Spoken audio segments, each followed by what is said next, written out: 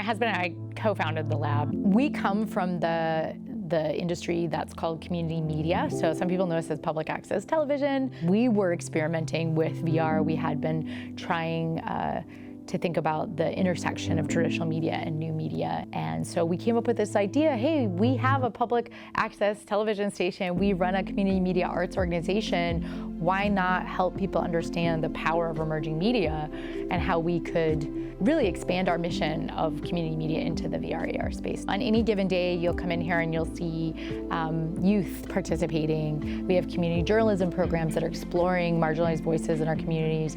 And we have very, very low to zero barriers to entry. So we tend to attract people who maybe sometimes don't have anywhere else to go. You know, there's not many places where you can just hang out and learn from a community of people in person.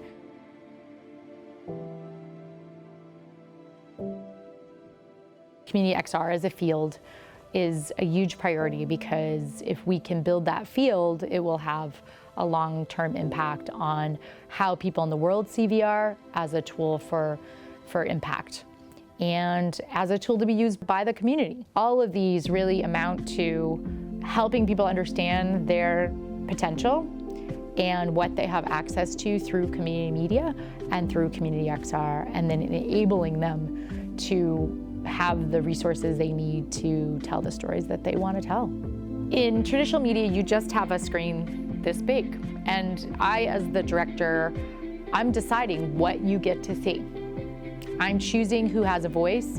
I'm choosing which cuts to use of what they've said. And I am dictating really what I think that story should be. Whereas when you're doing work in VR and immersive filmmaking, not only are you seeing more than that one screen, you're really being immersed inside of the story. There are stories that I can't possibly understand as a white woman.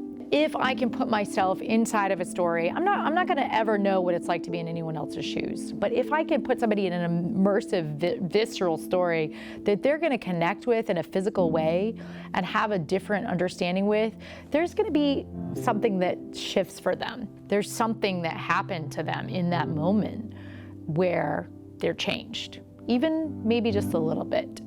And for me as a filmmaker, that's the moment I'm waiting for.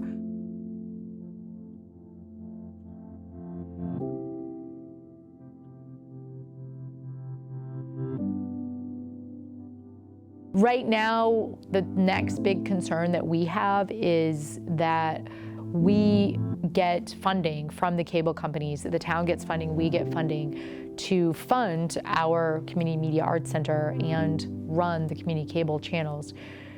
What the cable companies want to do is charge us now for use of those cable channels, and I think that's wrong. With regard to how that affects the community services that we provide, you could imagine.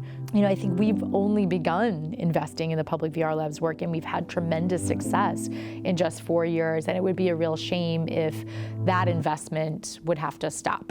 I'd love to continue seeing the work of the Public VR Lab and XR inclusion work in particular move forward.